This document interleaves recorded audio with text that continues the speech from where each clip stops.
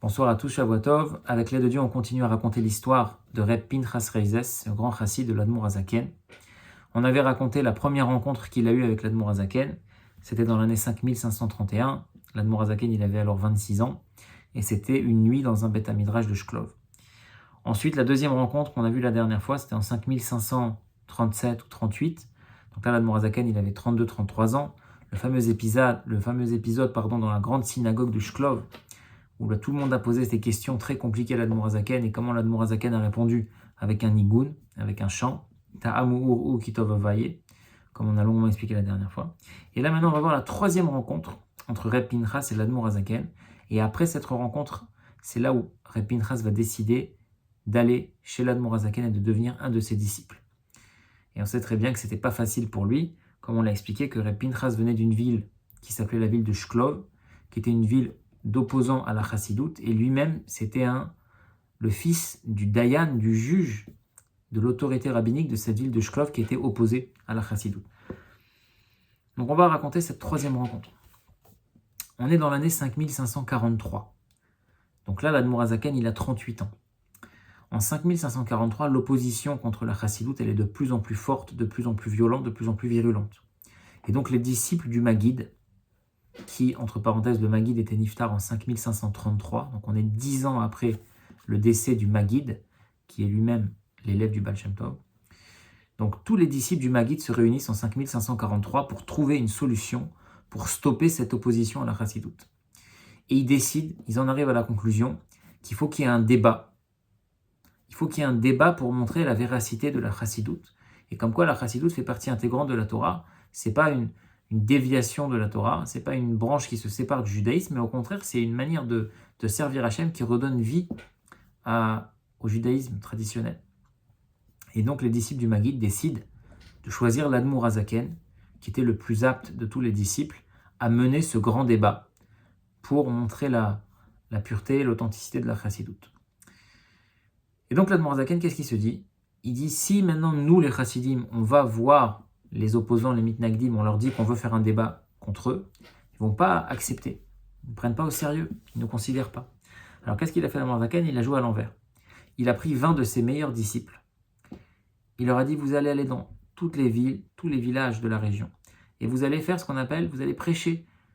Ça, c'était courant à l'époque, ils allaient comme ça sur les places de marché, ils commençaient à dire des histoires, des divrei Torah, etc. pour ramasser les foules, et après ils disaient ce qu'ils avaient à dire.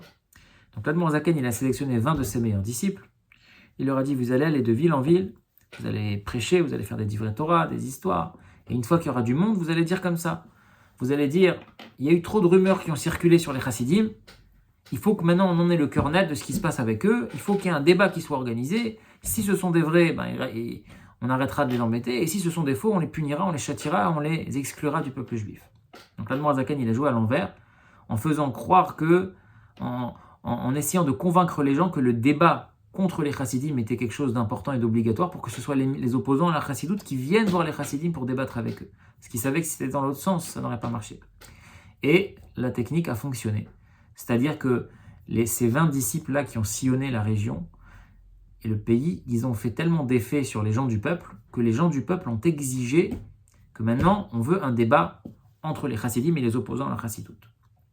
Et il ramène ici dans le livre que même le Gaon de Vilna, qui était un grand opposant à la chassidoute, comme on le sait, il savait que l'Admour HaZaken était un grand Talmid Chacham, mais il a dit on n'a pas le choix d'organiser ce débat, étant donné que tout le peuple le souhaite et qu'on ne veut pas d'histoire avec le peuple, alors on va organiser ce débat un petit peu à contre-cœur, mais en fait c'était une stratégie. Il ne savait pas lui-même que c'était une stratégie de l'Admour HaZaken. Okay. Donc le débat, il a eu lieu à l'été de cette fameuse année 5543, dans la ville de Minsk. Le grand débat de Minsk. Il y avait des conditions. Les conditions qui étaient pour le débat, c'était comme ça. Ils ont dit à Admour HaZaken, avant le débat, on a deux conditions. Enfin, on a une condition. Première condition, c'est qu'on va te mettre en face de toi 3 grands Talmidei Chachamim. Ils vont te poser des questions, toutes les questions qu'ils veulent sur le Talmud. Et si tu arrives à répondre à leurs questions, ça c'est la première partie du débat, à ce moment-là, après, tu auras le droit de nous expliquer, tu auras le droit de défendre les innovations de la chassidoute. Mais d'abord, tu dois répondre à ces questions qui vont te poser pour montrer si tu mérites qu'on parle avec toi. Et après, dans un deuxième temps, tu pourras expliquer c'est quoi la chassidoute, les innovations de la chassidoute, etc. L'Admour HaZaken, il a dit, ok, mais moi je rajoute une condition.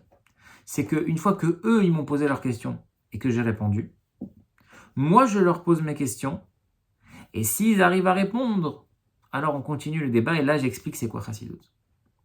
Il a voulu leur montrer que vous avez des conditions, moi aussi je peux poser des questions. Ok, ils ont accepté.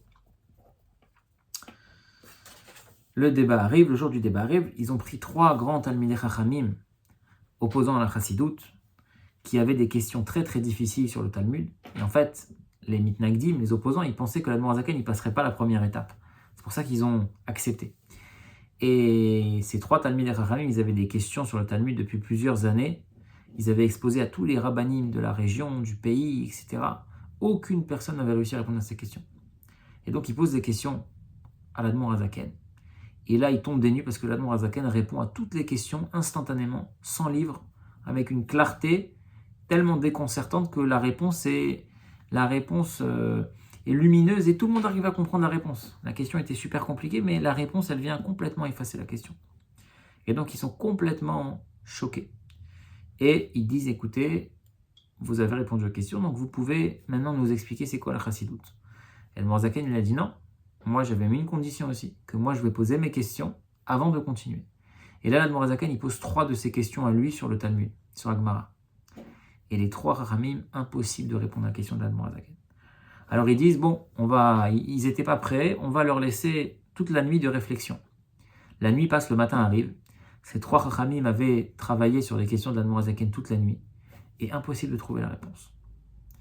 Alors l'Admour HaZaken, il leur dit, regardez, quand je suis arrivé à Mezrich, chez mon maître, il ramène ici,